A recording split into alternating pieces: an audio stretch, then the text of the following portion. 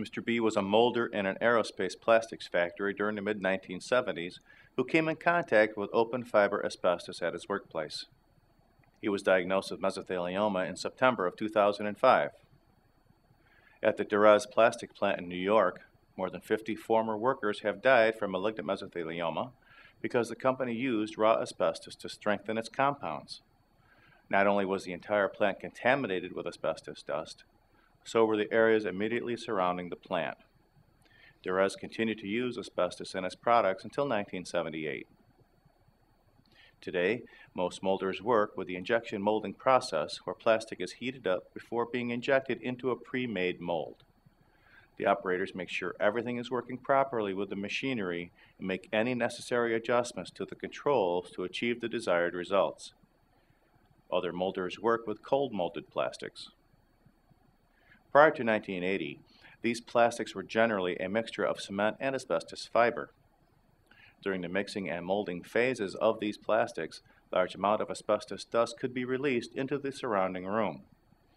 Although most of the modern machines are enclosed, in the past, compounds were mixed in the open, creating an atmosphere full of the various chemicals and additives, including asbestos, being put into the plastics. In addition to workers at the factories being at risk for asbestos-related illness, their families were also at risk. The asbestos dust covered everything in the area, including the molder's hair, clothes, and shoes. It could then fall off in the car, where it could become airborne if someone sat on the seat. It could fall off in the home, where vacuuming would force the fibers airborne, or it could come off in the laundry, exposing whomever did the laundry to asbestos. There are many stories of children developing asbestos diseases later in life from no more exposure than their parents' clothing.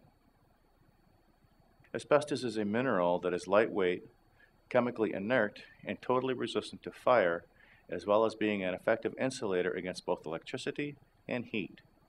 It is also the only mineral that can be woven into cloth.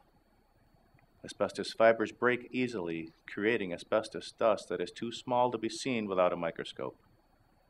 When the fibers get into the body, they become embedded in the tissue in and around the lungs. The ancient Greeks knew that asbestos caused problems with the lungs, and studies confirming that it causes respiratory problems were conducted during the 1930s. The public, however, wasn't aware of the dangers of asbestos or how far the dangers could extend from the workplace. Asbestos is linked with several health problems, most of which have a latency period of 30 years or more. Asbestos causes asbestosis and has been associated with several forms of cancer, including lung cancer. It also causes mesothelioma. In its early stages, mesothelioma causes mild shortness of breath during exercise. Few people even recognize it as a symptom of a medical problem. The difficulty in breathing gets worse as the disease progresses and is accompanied by increasing chest pain. If caught in the early stages, before the mesothelioma has metastasized, in some cases the tumor may be surgically removed. If the cancer has spread, as is usually the case when mesothelioma is diagnosed, surgical removal is less likely to be successful. At later stages, doctors use a combination of chemotherapy, radiation, and surgery to try to retard the growth of the cancer. Although more treatment options are currently being developed, there is no cure for mesothelioma, and few people live more than 2 years after the initial diagnosis. Thank you for watching. This video was produced by Asbestos.Net, a leading resource on all aspects of asbestos and mesothelioma. Our priority is to inform victims about the devastating effects of asbestos exposure, mesothelioma, asbestos cancer, asbestosis, and other asbestos-related diseases, and to advise them with a wealth of information.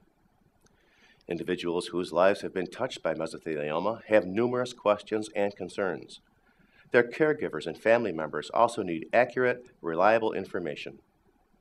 If you or a loved one have been diagnosed with mesothelioma or asbestos cancer and need more information, we invite you to visit and explore the thousands of pages of oncologist-reviewed material on Asbestos.net, to call our convenient toll-free number shown below and speak with a mesothelioma specialist, or to use the simple contact form found at Asbestos.net to request a free copy of our informative books, custom inserts, and DVD.